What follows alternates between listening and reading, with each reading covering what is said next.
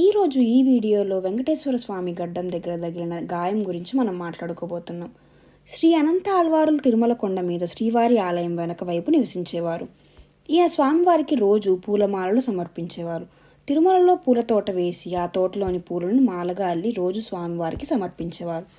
అనంత ఆళ్వారులు తిరుమలలో పూల తోటకి నీళ్ల కోసం బావి తవ్వటానికి భారీ సహకారం తీసుకున్నారు.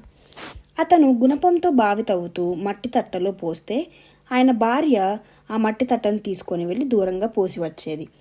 అనంత ఆళ్వారులకు సహాయం చేయడానికి శ్రీనివాసుడు బాలుని రూపంలో వచ్చారు. ఆ సహాయానికి ఆయన అంగీకరించరు. ఆయన భార్య దగ్గరకు వెళ్ళి అడిగితే ఆమె అంగీకరిస్తుంది. అప్పుడు ఆమె మట్టి తట్టను తీసుకొని వెళ్ళి ఇస్తే బాలుడు దూరంగా పోసి వచ్చేవాడు. ఇలా పనులు తొందరగా పూర్తయిపోయాయి. ఇది గ్రహించిన అనంత ఆళ్వారులు భార్యని అడిగితే బాలుడు సహాయం చేస్తున్నాడని చెప్తుంది. ఆగ్రహించిన అనంత ఆళ్వారులు కోపంతో చేతిలో ఉన్న గుణపాన్ని బాలుడి మీదకి విసురుతాడట. అది వెళ్ళి బాలుడు గడ్డానికి తగులుతుంది. ఆ బాలుడు అక్కడి నుంచి వెళ్ళిపోతే అనంత ఆళ్వార్లు మళ్ళీ పనిలో నిమగ్నం అయిపోతారు. సాయంత్రం చక్కగా పూలు అల్లుకొని బుట్టలో పెట్టుకొని శ్రీవారి ఆలయంకి వెళ్తాడు. అక్కడ శ్రీవారిని గడ్డానికి దెబ్బ తగిలి రక్తం రావటం చూసిన అనంత ఆళ్వార్లు, అయ్యో నేను గుణపం విసిరింది ఎవరికో కాదు, సాక్షాత్ శ్రీనివాసుడికి బావి తవ్వటంలో సహాయం చేయడానికి వచ్చాడని గ్రహిస్తాడు.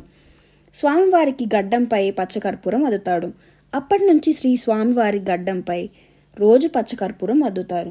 ఇప్పటికీ మనం అనంత ఆళ్వారులు స్వామివారి మీద విసిరిన గుణపాన్ని మహాద్వారం దాటిన తర్వాత కుడివైపు గోడకు వేలాడుతూ ఉండటం చూడవచ్చు. శ్రీ అనంత ఆళ్వార్లు బృందావనం శ్రీవారి ఆలయం వెనక వైపు ఉంటుంది. మనం అనంత ఆళ్వార్లు బృందావనం దర్శించవచ్చు. శ్రీవారి ఉత్సవమూర్తి అయిన మలయప్ప స్వామికి సంవత్సరానికి ఒక్కసారి శ్రీ అనంత ఆళ్వార్ బృందావనానికి వెళ్తారు. ఇది ఈరోజు వీడియో ఫ్రెండ్స్. మీకు కనుక ఈ వీడియో నచ్చినట్లయితే please do like, share and comment. Thanks for watching.